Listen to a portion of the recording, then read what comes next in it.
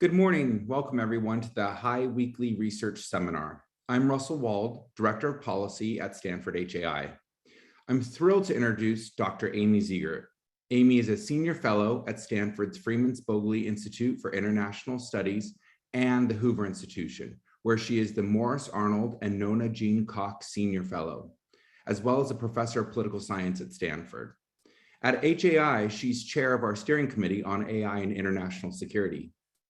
Amy's scholarship specializes in U.S. intelligence, emerging technologies and national security, grand strategy, and political risk management. Today, we will discuss her latest book, Spies, Lies, and Algorithms: The History and Future of American Intelligence.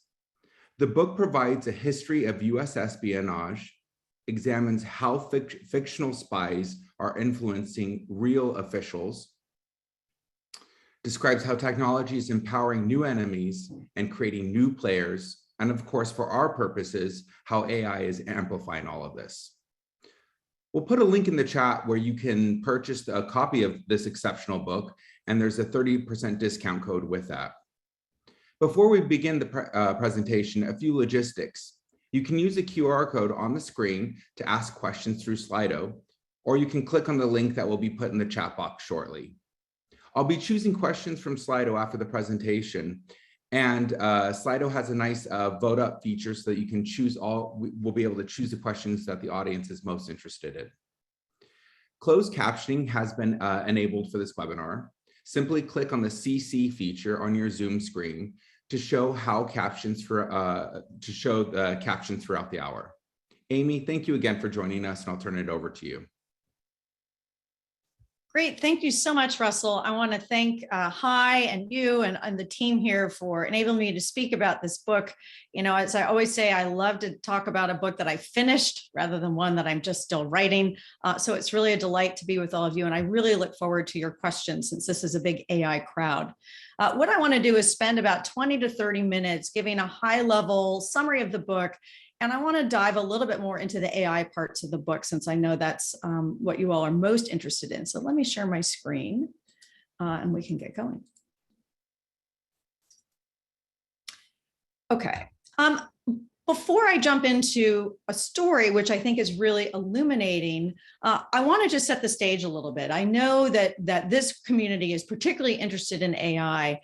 And what I find in the book is that a whole host of emerging technologies are converging at this moment. AI is certainly one of them, but it's not the only one. So as you all know well, AI is already transforming a number of different arenas, whether it's medicine or trucking or the service industry. And it's also transforming how we think about conflict, how we think about war. But AI is not alone. So we also have the Internet of Things, which is dramatically expanding the attack surface, for example, for cyber attacks. You know, the first cyber attack with a refrigerator happened almost a decade ago. We have internet connectivity that is supercharging politics.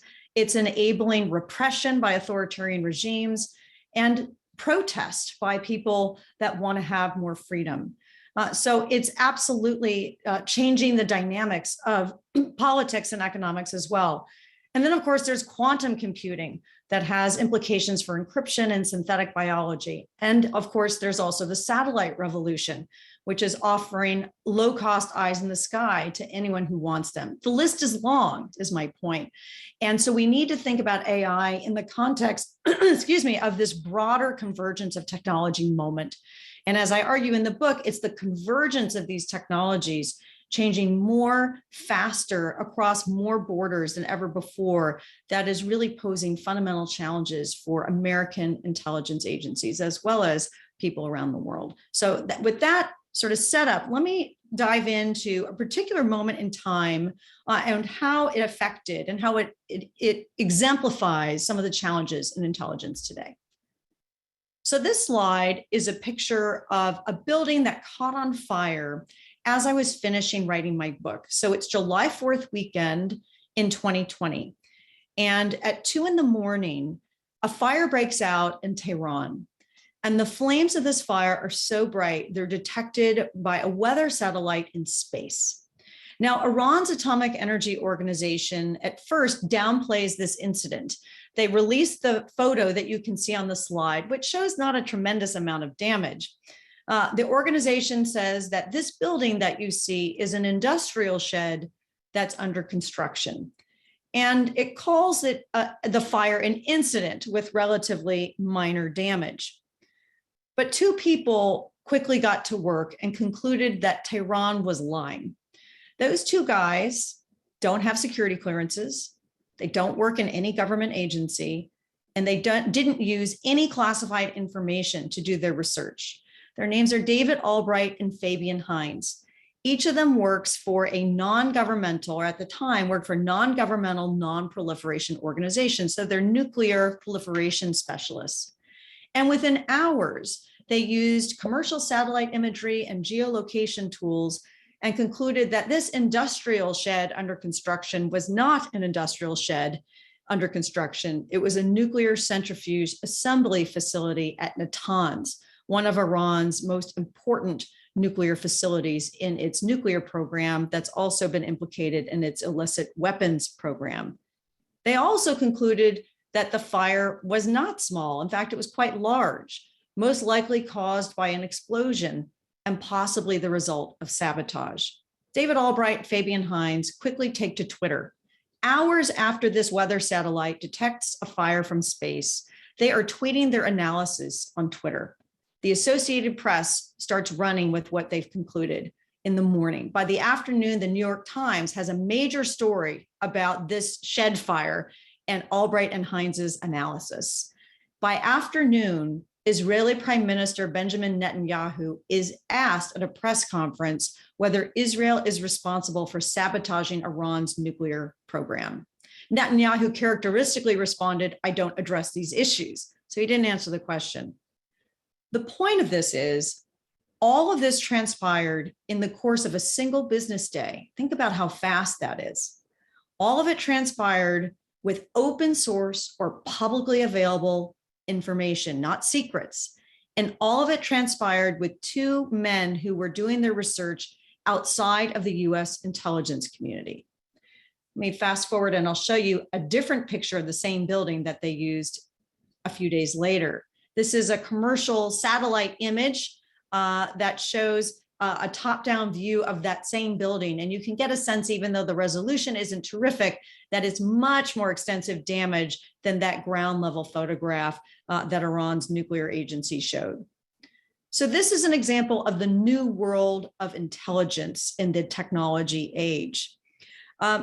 It used to be that intelligence or espionage really was in the province primarily of governments, but that's not true anymore. And secrets also don't convey or don't provide the same kind of insight that they used to either. You know, when Russia invaded Ukraine the last time in 2014, the best intelligence about what was happening on the ground came from selfies, not secrets.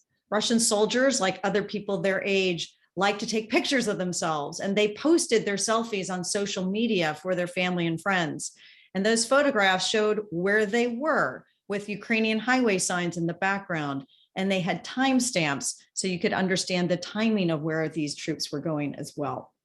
We also know examples of open source or publicly available intelligence really challenging American operations as well.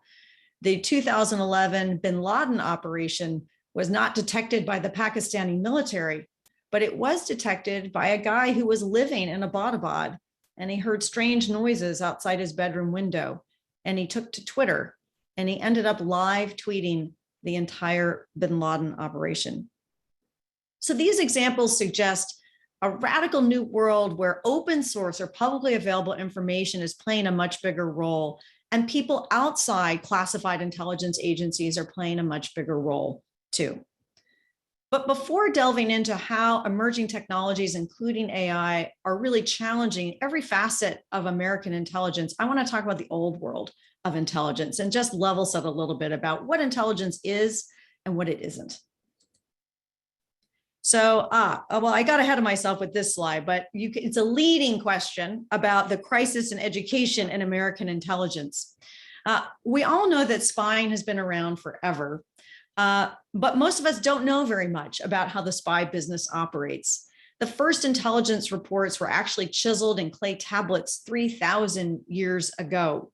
But my polling reveals that most Americans today don't know much about intelligence. And if they do, they've learned it from the movies, which are filled with myths and fiction. Just to give you some idea, it's the problem with intelligence education isn't just a problem of publics, it's a problem for policymakers too.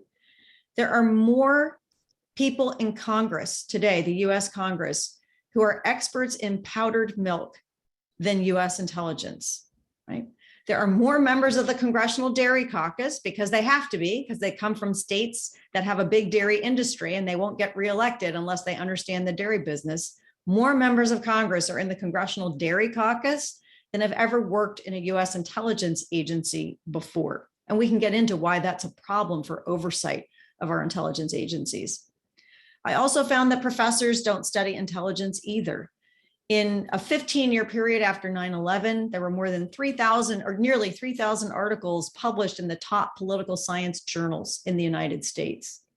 Of those nearly 3,000 articles, only 5 of them examined issues related to American intelligence. And since professors teach what they know, there are very few universities in the top 25 educating students about how the intelligence business works. So the answer to the leading question on the slide, the U2, the band is more often taught in top 25 universities in the United States than U2, the spy plane. This has real implications for democratic accountability of our secret agencies and having a public that understands and is aware of what our intelligence agencies are doing to make sure that they are within the bounds of the law, that they're effective and that they're accountable in a democracy. So let me say a little bit about, well, what is intelligence and what isn't intelligence? It's a more complicated question than it might appear. Most simply put, intelligence is information, any kind of information that gives policymakers decision advantage. And what that simply means is better understanding opportunities as well as threats before it's too late. Intelligence, so I have my favorite picture of Professor Trelawney up there. Intelligence is not a crystal ball, but we often expect it to be a crystal ball. Why don't we know the time, place, and manner of what Vladimir Putin is going to do in Ukraine? Why don't we know that with pinpoint accuracy? Vladimir Putin probably didn't know that with pinpoint accuracy either. So it's not a crystal ball. Intelligence deals with fragments of information, ambiguous information, and adversaries who are deliberately trying to hide and deceive others about what they're actually doing. We can see this playing out with Russia's attempts at disinformation in Ukraine today. Intelligence, importantly, is also not policy. That's important. Intelligence agencies are supposed to assess as best they can what's happening in the world. It's a sense-making business. They are not supposed to recommend policy actions to the US government. So intelligence officials do not walk into the Oval Office and say, Mr. President, because of X, Y, and Z and what we think is going on the ground, we recommend you take this action or that action. And the reason is intelligence has to be objective. It has to be neutral. It has to be apolitical. And you won't trust that intelligence is doing that if they have a dog in the policy fight. And then finally, intelligence has never been just about secrets. Even in the Cold War, about 80% of information in a typical intelligence report comes from open information, publicly available information, not secrets. So if that's all true, you might ask, why does the United States spend more than $80 billion a year on all of these secret agencies if most of what they write about in their reports comes from open information? Or as I put it in the slide, what makes intelligence more valuable than Google or doing a Google search? And there are really 3 things that make intelligence particularly valuable, what their value proposition is. The first is that intelligence agencies are supposed to tailor information to what a policymaker needs to know when they need to know it. So if all of us did Google searches, we'd get the same answer, but policymakers need specific answers to specific questions that are often very time sensitive. So a battlefield commander needs to know, is that bridge ahead going to support my tank? Policymakers need to know what are Putin's aims in Ukraine or at the upcoming summit or fill in the blank. There are longer term questions policymakers need to know. What's the purpose, for example, of China's dramatically expanding nuclear arsenal? Why are they doing it? And what can we do about it? Or how is the cyber threat landscape changing? Those are just a few of the questions that intelligence agencies have to answer. The second key thing that intelligence agencies are supposed to do that the rest of the world doesn't is what they call speaking truth to power. This is asking questions and providing information to policymakers that they may not have thought to ask about or that they don't want to hear, right? This is saying things that policymakers may not want to hear. I call it the spinach function of intelligence. What's good for you that you need to consume, but you may not like the message you're getting. And that's different in democracies than it is in authoritarian regimes. And I think we're seeing this play out in Ukraine too. Intelligence is awfully hard to give to an authoritarian leader when you're worried you might be killed if you give him something he doesn't want to hear. So speaking truth to power, important part of the mission. And then the third real unique mission of intelligence is putting together that open or publicly available information with the secrets stolen from the prime minister's safe, right? With the human source on the ground. It's the synthesis of the open and the secret that can often yield real insight. So that's the old world of intelligence, and you can get a sense of how challenging that is. Now, all the technologies that I talked about at the beginning of the presentation are driving a new moment of reckoning for intelligence, making it even harder than it's been before to try to understand dangers in the world and opportunities in the world. And those I call the 5 mores. So this convergence of technology moment is creating more threats, more speed, more data that intelligence analysts have to grapple with. I'll talk a lot more about that in AI. More decision makers outside of governments who need intelligence to advance national interests or advance human rights or advance a global agenda. And there are more intelligence competitors today. Spying isn't just for governments anymore. Let me just take a minute to go through each of these 5 mores, and I'll spend a little bit more time on the data piece since it's really relevant for AI. This is my picture is worth 1,000 words. There are dramatically more threats on the threat landscape today than there were in the Cold War. That black and white picture you see on the slide is a CIA reference photograph of a Soviet missile being paraded through Red Square. That reference photograph was used during the 1962 Cuban Missile Crisis to help ascertain that the Soviets were in fact secretly placing nuclear weapons on the island of Cuba. If you had asked policymakers or intelligence officials in the Cold War, what were the top 3 threats facing the United States, they would say the Soviet Union, the Soviet Union, and the Soviet Union. Well, now we have a much more complicated threat landscape filled with rising states, failing states, non-state actors, domestic polarization, disinformation, global climate change, and more. And if we think about, in general, from a US national security perspective, for all of history until now, 2 things really protected Americans and American national security: power and geography. Those 2 things don't protect national security in cyberspace, right?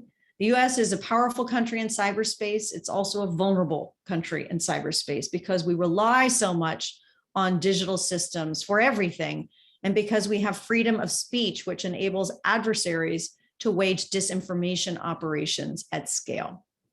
And the good neighborhoods and the bad neighborhoods in cyberspace are all connected. So we don't have 2 vast oceans separating the United States from bad neighborhoods in other parts of the world. So that threat landscape is far more complex now than it was even 20 years ago. And that's driven in large part by technology. The second more is more speed. Technology is dramatically accelerating the speed at which policy moves. Intelligence has to move at the speed of relevance for policymakers to find value, right? To have insight, to have decision advantage. And that speed is accelerating dramatically. And one way to think about this, you'll have to forgive me, political scientists can't get PhDs in political science unless they talk about the Cuban Missile Crisis a lot. It's the most studied event of the nuclear age, but it provides a really useful comparison of the speed issue. In the 1962 Cuban Missile Crisis, President Kennedy had 13 days between the time US intelligence agencies figured out what the Soviets were up to in Cuba with those U-2 photographs, 13 days to assess the intelligence and decide what the US policy response would be. Fast forward to 9/11, President Bush had 13 hours between the first terrorist attack on the World Trade Center and the time he had to announce to the world what the US policy response would be. 13 hours to assess the intelligence, understand who was responsible, and formulate a policy response. Today, with cyber threats, it's more like 13 minutes or 13 seconds, or maybe too late, because we know that often cyber attacks are detected weeks or months after they've already occurred. And so adversaries are inside your networks doing bad things before you know it, and often it could be too late. So the speed of intelligence is dramatically accelerating today, driven in large part by technology. Then there's the more data problem, right? All of us are drowning in data. Now, the great physicist Richard Feynman once said, analysis is how we try not to fool ourselves.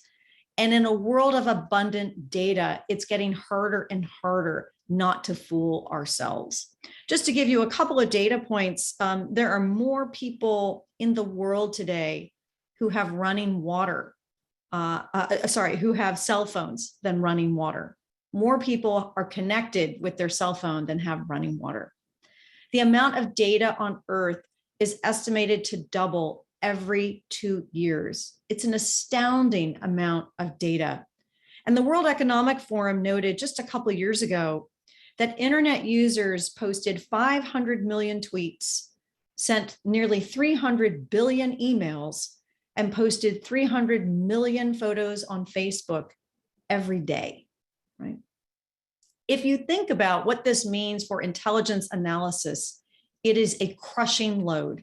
Intelligence analysts are in the business of finding needles in haystacks, and now those haystacks are growing exponentially out of control. And so there's a lot of interest in harnessing the promise of AI to better make sense of this crushing load of data inside the US intelligence community. And the question for intelligence officials is, what can machines do better than humans? And what can humans do better than machines? And how can we have human-centered AI at the heart of the intelligence enterprise? I'll give you one example of a collaboration that an intelligence agency did. The National Geospatial Intelligence Agency a few years ago partnered with a university to develop a machine learning algorithm to see how accurate it could be and how much faster it might be than human analysts trying to detect possible problems in other countries. And so the task was to identify Chinese surface-to-air missile sites over a 35,000 square mile area, very large area. And this crowd will be unsurprised to know the algorithm actually had the same level of accuracy as the human team, 90% accuracy, but did the job 80 times faster than the human team did. That poses real opportunities for intelligence analysts to harness the promise of AI to free up analysts to do things that humans can do better than machines, like assessing what adversary intentions could be, like understanding alternative hypotheses based on the data and the analysis that's coming in. And so if you're interested, there's a task force that I was on by the Center for Strategic and International Studies, looking much more closely at how intelligence agencies can better use AI, what problems are well suited to AI and what problems are not, how AI and human analysts can work much better together to provide that decision advantage and to make sure that intelligence is as accurate as it can be, because that is an important for a whole host of reasons. So the third more data. The fourth more is more decision makers who actually need intelligence and may not be American, may not have security clearances, and don't work in the US government. So think about American voters today in presidential elections. They need intelligence about potential foreign interference. Technology leaders need intelligence about cyber threats that might be affecting their organizations or their systems.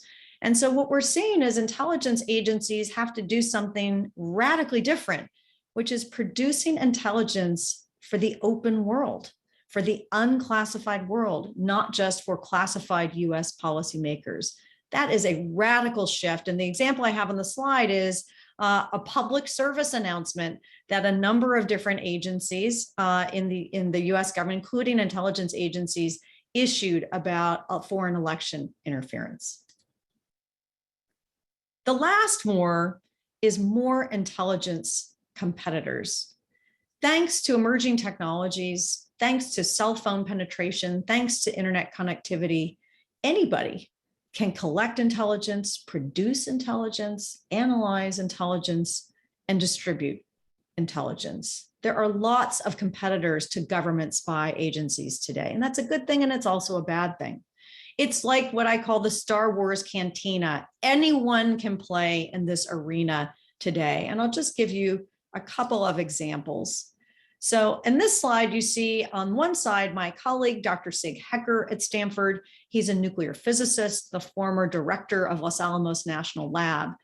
Sig Hecker has decided he doesn't want a security clearance anymore, and he's doing incredible open source, unclassified intelligence analysis, in particular about North Korea's hidden and illicit nuclear weapons program.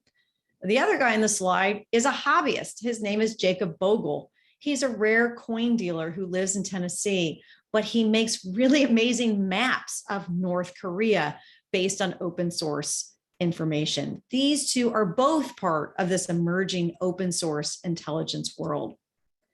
I'm not going to go through everything on this slide. The point of it is that there's a big difference between the ecosystem of this emerging open source world of individuals and organizations and government intelligence agencies. The open source ecosystem, in this case for nuclear threats, is really diverse. People have all sorts of motives. Some want to make a profit, some just really care, some are hobbyists, some are professionals, and they have a wide range of motives. Anybody can join. Quality control is informal and it's ad hoc and it's voluntary. And that means that bad information can get out and can go viral. Compare that, and it moves quickly, right? Think about David Albright and Fabian Hines. Within hours, they're tweeting their analysis on Twitter. Compare that to the bureaucracy, right? The intelligence bureaucracy has very unified motive. It's that decision advantage to American policymakers motive. It's hard to join. It takes a long time to get a security clearance and get hired. There's quality control. Doesn't mean intelligence agencies are always right. We know they make big mistakes. But there's review of intelligence, right? The red tape has benefits. Errors don't go viral so fast. But the whole system moves at the speed of bureaucracy. It's much more slow. I'm going to skip through here a little bit. There's some benefits of this open source world. There are more people who can weigh in. You can crowdsource globally. And crowdsourcing globally enables different people with different perspectives to weigh in. And since we have, I'm sure, a lot of engineers in the audience, this is for you. We know diverse perspectives can make analysis better at anything. And the joke of the glasses is, of course, the optimist sees a glass half full. A pessimist sees the glass as half empty. But engineers, you know, the glass is twice as large as it needs to be. Those different perspectives really matter. But there are real risks of this open source world too. Errors can go viral, as I mentioned. It's open for deliberate deception, right? It's an open world, and that means people can deliberately deceive. And crises can be harder to manage because sometimes secrecy is actually a benefit and speed is not. And so if we think about the Cuban Missile Crisis, we know that the key to resolving that crisis was not transparency. It was secrecy. It was secrecy that enabled the US and the Soviet Union to compromise, to come back from the nuclear brink. And they ended up resolving that crisis with a nuclear deal so secret, no one knew about it for more than 2 decades. The Soviets removed their missiles from Cuba, and the Americans agreed to remove nuclear missiles from Turkey. So secrecy has its benefits, and transparency can backfire in a crisis. Let me just end with a couple of policy implications with respect to AI. I think US intelligence agencies need to radically reimagine how they're going to operate in this new world. And for AI, they need to understand how can they better assess what AI is doing around the world? How is AI transforming economics and politics and civil society? They also need to understand how to use AI better to assess what's going on in the world. And for the rest of us outside of US intelligence agencies, how can we, the global we, those of us in academia, in industry, in the nonprofit world, how can we better anticipate the weaknesses, the perils, the negative use cases, the pitfalls of AI? And how can we better mitigate those challenges before it's too late? So I think all of us need to do a better job at better understanding the dark side of new technologies, because every technology has a bright side and a dark side. We have to understand that dark side at the front end so that we can begin to better mitigate the potential for harm at the end. I'm going to stop there and stop my sharing and open it up to questions. Great. Thanks, Amy. That was a super insightful presentation. I have a few questions for you that I'm going to start as the audience starts to put in more questions into Slido, and there are a few good ones already. But full disclosure to the audience, we've been colleagues and friends for years and have discussed this book for about a decade. But I don't want that to fool anyone. You'll be getting no softball questions at all on this. But I think for my first question, I want to talk about particularly what's happening in Ukraine. And of course, speaking on behalf of the High community, we clearly stand against the violence and unprovoked attacks by the Russian government on innocent Ukrainians. So I think we should just take a moment to recognize that. But there's much going on in the disinformation space, including synthetic media. And for example, it was revealed a pro-Russian social media account was actually never a person at all. Instead, the pictures were AI generated fakes. And generative adversarial networks have many benefits, but deep fakes and manipulative synthetic media are the dark side. And our friend and colleague Herblin is constantly reminding us to think like an attacker and build that mindset earlier, or build that mindset early.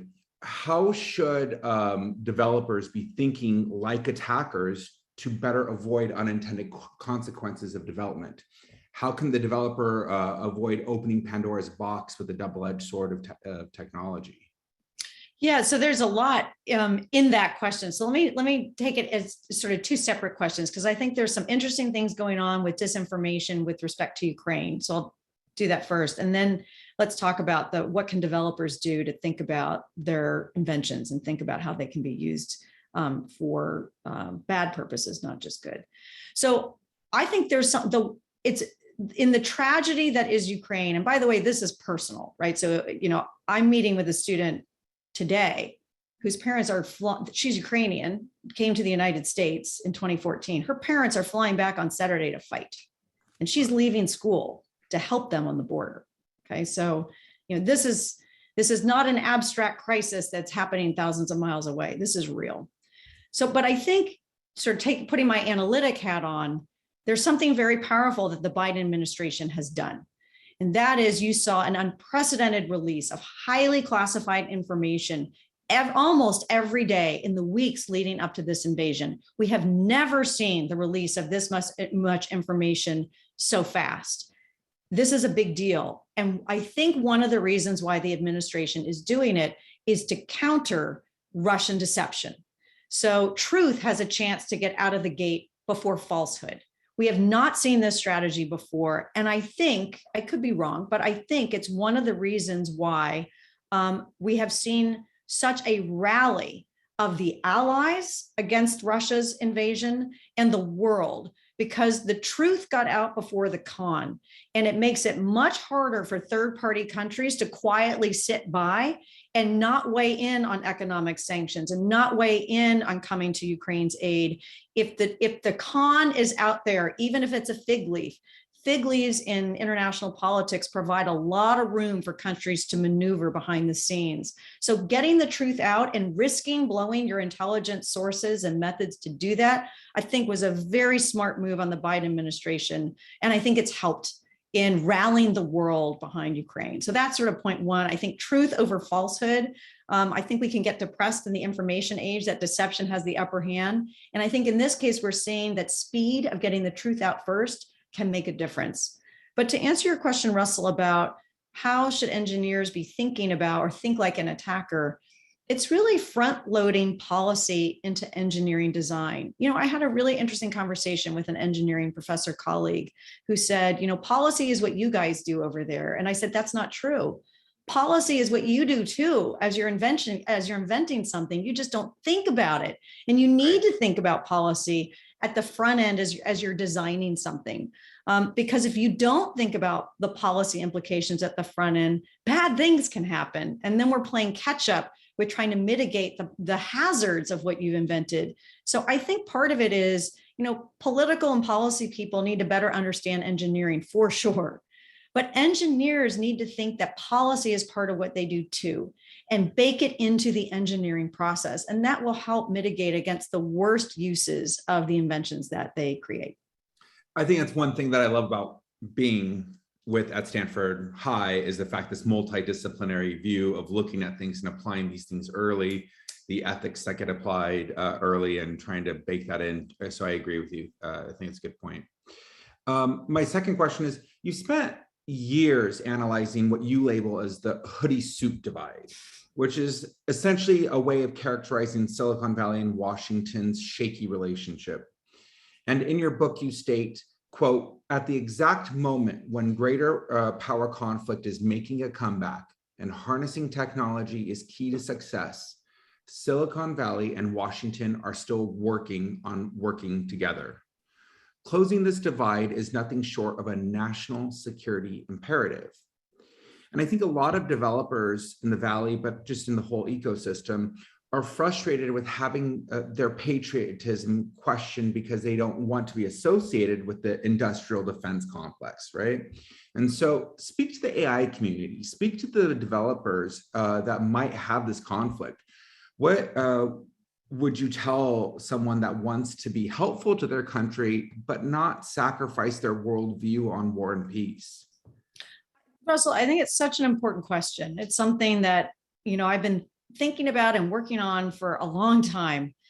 And I think it's really important that all of us have to live by our own moral code, right? I don't think it's right or fair or just to ask anybody to sacrifice their morals for any reason. But if you feel so strongly about your morals, you need to actually use that to opt in, not opt out. So these are conversations we have to have. I want people who feel like they never want to do business with the Pentagon to talk to people in the Pentagon who question their patriotism. We have to have those uncomfortable conversations. Your own moral beliefs, I think, don't give you a free pass to opt out of these very difficult challenges and very uncomfortable conversations. They give you a greater obligation to have those difficult conversations. And I'll share with the audience, and Russell, I've written about this. One of the things I did is that I held a focus group a couple years ago with computer science students at Stanford who said they would never in a million years want to work for the US government. And I held the focus group with a colleague of mine who was a visiting fellow for a year, who's Lieutenant Colonel in the Air Force, who's a cyber officer. And I wanted to better understand what they had to say, and I wanted him to hear it, and I wanted them to hear what he had to say. And my sort of secret scheme was to offer food, because undergraduates will talk if you give them a slice of pizza. So that helped. But so we came together and all of us learned something that we didn't expect to learn. So in the conversation, the student said, I could never use my engineering talent to help kill someone. Okay. And so my colleague, Lieutenant Colonel Child, said, I get it. What if I told you, though, that you could use your engineering skills to stop terrorist attacks that kill innocent people? What if I told you that you could find Osama bin Laden and keep him from killing people around the world? Would you want to do that? And some of them said, well, yeah, I do that, right? And so the modern day equivalent is, well, what if I told you that, you could use your AI talent to help Ukrainians resist the oppression and the killing and destruction of the Red Army that's circling their cities right now? Would you sign up for that? The point is that moral issues are context specific, and that they depend on the scenario. So that was something that I think some of the students really took away from it, but I learned something too, which is that you can have a very strong moral code and you don't want to sign up for everything that an organization does. And that autonomy, I get to choose what I work on. I get to choose whether I'm okay using my talent to take out a terrorist or not. That's really important too. And that's something that I think the lieutenant colonel with me didn't anticipate and didn't realize before either. The point is, we're not going to learn and we're not going to make progress if we don't have those uncomfortable conversations. And so I would encourage, particularly those who feel really strongly about these issues, you need a seat at the table. Because if you want to have influence over how ethical AI principles in the Pentagon or the intelligence community are formulated, how people think about these things, we have to have that shared perspective. We have to be able to understand. We may not agree, but we have to understand better where the other side is coming from. So I'm slightly just push back there a little bit and just come back onto this. We've talked about what the developer or the engineering community needs to do. What does, for example, the intelligence community, DoD, what do they need to do to make it, to say it as eloquently as you just did? And I think, for example, in your book, you say, you quote Chairman of the Joint Chiefs of Staff, Joseph Dunford, and he's speaking to here to companies like Google and Amazon, and he replied, quote, "Hey, we're the good guys. It's inexplicable to me that we wouldn't want to have to cooperate a cooperative relationship with the private sector," end quote. But the issue for a lot of people in the developer community, some of them are refugees, some of them are immigrants, some of them, how are we the good guys? A lot of people come from different worldview context of where it requires us to kind of come along and be inspired, but what is it that they need to do to better explain to them? Yeah, it's interesting. One of the questions I got was, what do I hope people get out of my book? And my answer was empathy. And I think General Dunford's comment showed a lack of empathy. And so what we need to better understand is, how is it that the other side thinks, right? And the Pentagon frustrates me to no end on this front. So I think the intelligence agencies are generally much better at this because they're in the business of trying to understand how other cultures, other nations are thinking. They want to recruit people that come from a wide range of backgrounds to better understand how the world works. They know if they only think that other countries operate as Americans would, that they'll get it wrong. So I think intelligence officials generally are much better on this front. But the Defense Department has to really do a gut check about how it thinks and how it communicates what it thinks to people in the Valley and engineers around the world. The Pentagon makes me crazy. They love D words: destroy, defeat, degrade, domain. Engineers like C words: create, collaborate, change. And when you start with the D words, you're not going to find common ground. And so I think that empathy needs to be a foundational part of this outreach between the Pentagon in particular and the Valley. That's good. That's a good point. So we've got a lot of great questions coming in from a very big audience. One of them, though, I struck out at me, and I think you might have a good answer to this. It's, do you have any examples of analysis by non-professionals, i.e. the hobbyist, that turned out to be wrong and had negative real-world consequences? Any thoughts on how a peer-reviewed system might be set up, who might set it up, and whether or not people would be able to use it? Oh, that's such a good question. In fact, we just came back from Washington having those exact conversations with policymakers. Yes, there are examples of a well-meaning analysis that really went awry. And you can see glimmers of what the potential big costs could be. So the example I give in my book, I have a whole chapter focusing on the nuclear threat open source community. And there was an example that happened about a decade ago. A former Pentagon strategist was teaching a class at Georgetown. His name is Philip Carver. And he had his students do what sounded like a pretty great assignment. He said, I want you to use open source analysis and answer for me this question: what is the purpose of China's underground tunnels? Now, the world had known for a long time that China has had a massive underground tunnel system. But the question was, what was the tunnel system for? So Carver's students spent months scouring the internet, using open sources to try to answer that question. And they ended up writing a 300 and something page report. And their conclusion was, those underground tunnels are hiding huge numbers of nuclear weapons. China, they concluded, had 3,000 nuclear weapons. Now, that number was more than 10 times bigger than what declassified intelligence estimates had said. It was more than 10 times bigger than what expert nonprofit groups like the Nuclear Threat Initiative had estimated. So this was a big number, 10 times, right? More than 10 times greater than what the experts had said. So this got a lot of attention. So a quick review of the report, however, by experts found it was riddled with just egregious errors. It was terribly done. You can't make this stuff up. The students relied on a plagiarized source from a single blog posting as one of the linchpins of their analysis for that 3,000 nuclear weapons number. It was just a horrific piece of analysis. There were scholars at Harvard that quickly debunked it. There were non-proliferation experts elsewhere that quickly debunked it. But here's the problem. That report generated a front page story in the Washington Post, a congressional hearing about the 3,000 Chinese nuclear weapons number, and it occupied the most important resource in Washington, which was time of policymakers. Senior officials in the Pentagon, including the Air Force Chief of Staff, spent time trying to ascertain, was this true? Was it not? Did the students come up with something that we didn't know? Or was this a bunch of garbage? And the answer was, it was a bunch of garbage, but it consumed a lot of attention.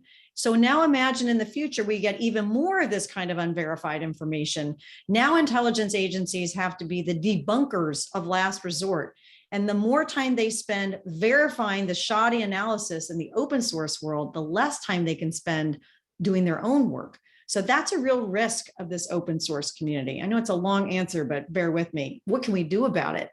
Well, there is some hope here. So there are a number of organizations in this community that do great work. They have real quality control. They do training. Bellingcat is one. The Stanley Foundation, now called the Stanley Center, is hosting a number of stakeholder workshops to try to develop voluntary quality control standards and ethical norms so that people in this community can voluntarily sign on. And I'm encouraging our US government intelligence agencies to play a role there. They're good at tradecraft. Lend some of your expertise to this effort so they can shape the ethical norms and the standards of this amazing crowdsourced opportunity so that we can harness the expertise of the world in a more productive way. That's great. That's a really interesting point. Pretty popular question. What real impact did Snowden's exposure have on affect the NSA?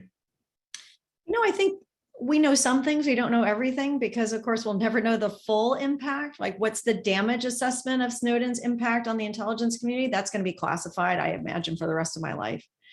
I think, you know, there's some good and there's some bad, right? On the good side, the Snowden revelations made public some NSA surveillance programs that, frankly, even former NSA director Mike Hayden said should have been public earlier.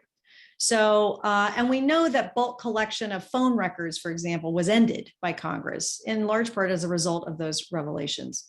And I think it was a political lesson learned for some in NSA that if they had asked the American people whether they were comfortable with these programs earlier, rather than having it come out through the illegal revealing of this information, it would have been a lot better in terms of trust in our intelligence community and their efficacy. So I think there was a lesson learned there.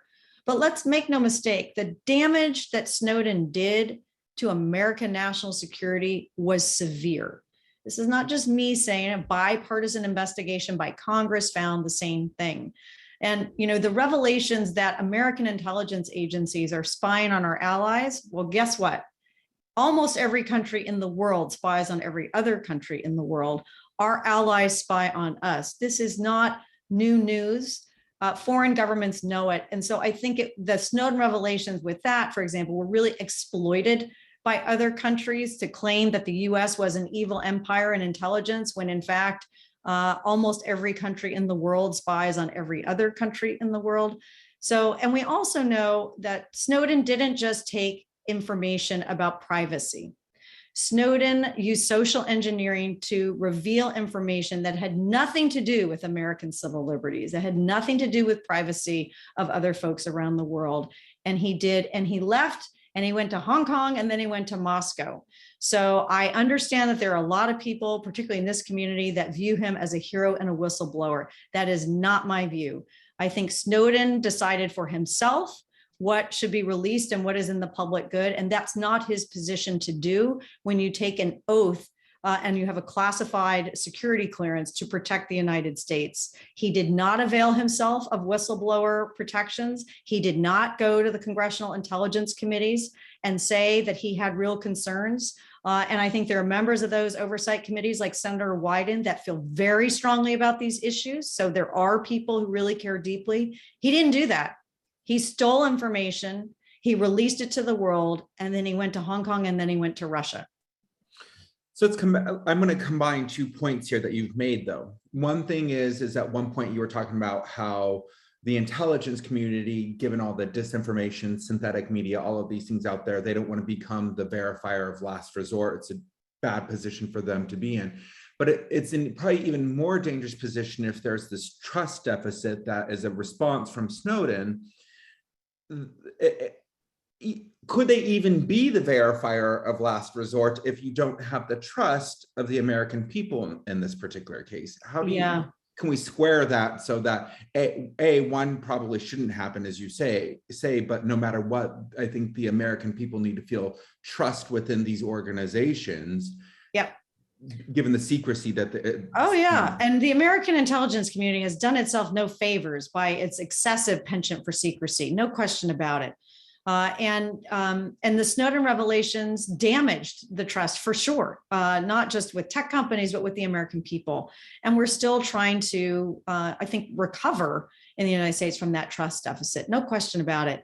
And so I think there's a lot more work that our intelligence agencies can do. By the way, I say this having had to hire a First Amendment attorney when I was writing one of my books. So for those of you who might wonder, am I in the pocket of US intelligence agencies? If you have to hire a First Amendment attorney, I hope that's an indicator that the answer is no. So I feel very strongly about my freedom as an academic researcher to call it like I see it, the good, the bad, and the ugly of what the intelligence community is doing. So I think there's a lot more work to do. I think the intelligence community needs to be much more forward leaning with revealing what it does and why it does it. You can protect sources and methods and not jeopardize, people's lives on the ground, and still reveal a lot more about what it is that you do, the legal authorities under which you do it, and why you make the decisions that you do. There is a reflexive secrecy in the intelligence community that is part of the DNA, and that needs to change. And the example I give in the book is when I invited members of the CIA analysts to run a simulation for my students years ago, they came with someone from public affairs, and the public affairs officer wouldn't tell me his last name and wouldn't give me a business card. This is public affairs. So when the public affairs officer is not comfortable being public, you have a secrecy problem.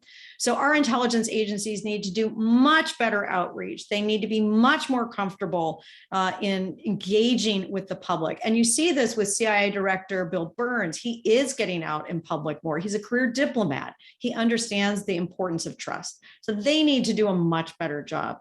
Congress needs to do a much better job. Congress is the only body, those intelligence committees, that can be the ambassadors between the American public and the secret world of the intelligence community. Congress gets the classified briefings. They can assure or raise the alarm for the American people about what's going on. Now, in the past, congressional investigations have played a crucial role in reining in intelligence abuses, right? In the 1970s, it was a congressional investigation that uncovered the extent of assassination plots abroad, domestic spying for years on Americans, widespread programs. Congress did that, but Congress needs to do a much better job at that oversight role. And we don't reward them for doing it. Voters don't care about intelligence. They don't vote for their members of Congress based on intelligence oversight. And so for members of Congress, most of them don't care. Most of them don't spend a lot of time. And those that do, it's a real act of patriotism to devote that time to really making sure intelligence agencies are doing their job. And then there's the education piece. We all need to be better educated about what's true and what's not. It's why I spent 10 long years writing this book. It's why I believe in teaching this class at Stanford just in a month about fact and fiction and intelligence, the good, the bad, and the ugly. We need to have a better civics understanding about the promise and the perils of US intelligence, just like we need to in technology.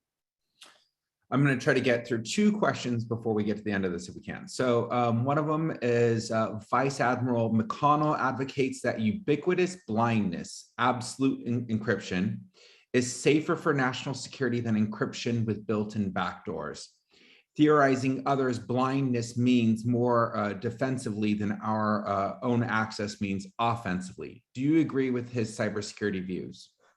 I do, so I've had sort of a ringside seat to some of the crypto wars that have happened over the years. And, I know there's a big debate about this. I do not agree, for example, with some folks in the FBI that have been advocating for backdoors for the US government. Because from what I understand from engineering, a backdoor for one is a backdoor for all. And so, every 10 years or so, we hear complaints from some inside the US government that encryption standards need to be weakened. Right, that you need to let the government in for noble reasons, right, to combat terrorism, and I think it's a mistake. And I think in each case in the past, to their credit, tech companies have said no. Academic researchers have said no. We're going to publish. In the case of Marty Hellman and Whit Diffie, we're going to publish anyway, even though the NSA didn't like what they were doing. We're going to do it. And guess what? Every time. International or US intelligence agencies find another way to get the intelligence they need for decision advantage. So I do not believe that encryption should be weakened in any way to allow any government into a system. Okay, I think we have time for probably about one more, hopefully.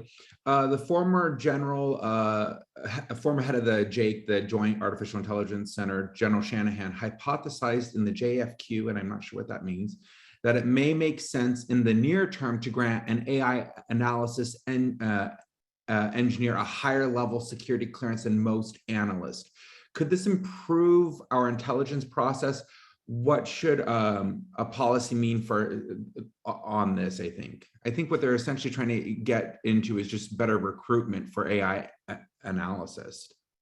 So without knowing the specifics about what General Shanahan's proposal was, I have two thoughts on that, right? One is that we need more tech talent to work in and out of government. We need more people that understand both sides of this divide.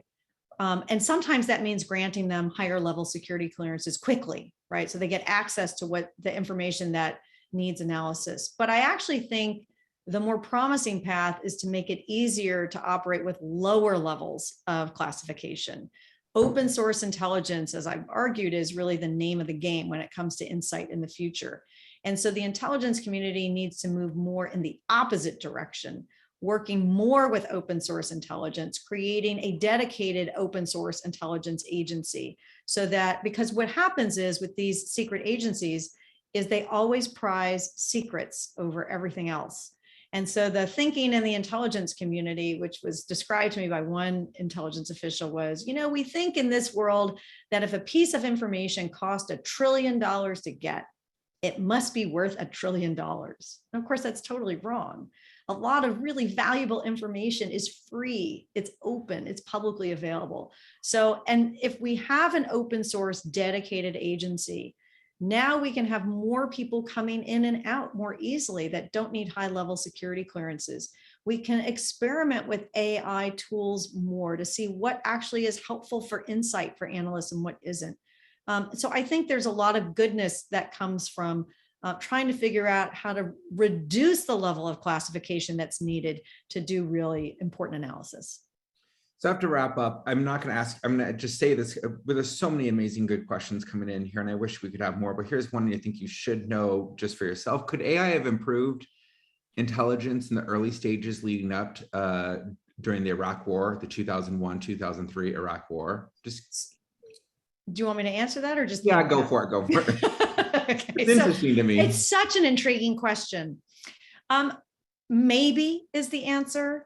I think, I've spent some time looking at the intelligence failure in Iraq. It was a failure of collection, and it was a failure of analysis, and it was a failure of policy. There were a lot of problems there. But if you think about nuclear threats and trying to understand, is a country going to go nuclear or not? It often doesn't lend itself to AI. It's a small data problem, not a big data problem, right? The number of countries in the world that have ever had a nuclear weapon is 10. Right? What training data are you going to use to generate insight to answer the question of, will Saddam get a nuclear weapon or have other weapons of mass destruction programs? It's possible, of course, that using AI and a wide range of data could illuminate connections and indicators that human analysts might have missed. That's possible. So maybe, but I think with nuclear threats in particular, we have to bear in mind that some of the most thorny intelligence challenges are small n problems, not large n problems. Great point. Okay, well, that is all the time we have. Thank you again, Amy, for joining us. As a reminder, you can use the link to a 30% discount to purchase this extraordinary book. And thank you to our audience for your thoughtful questions. Next week's seminar is with Carlos Gestrin, titled, How Can You Trust Machine Learning? You can register through the HAI website, and we hope to virtually see you all there. Thank you.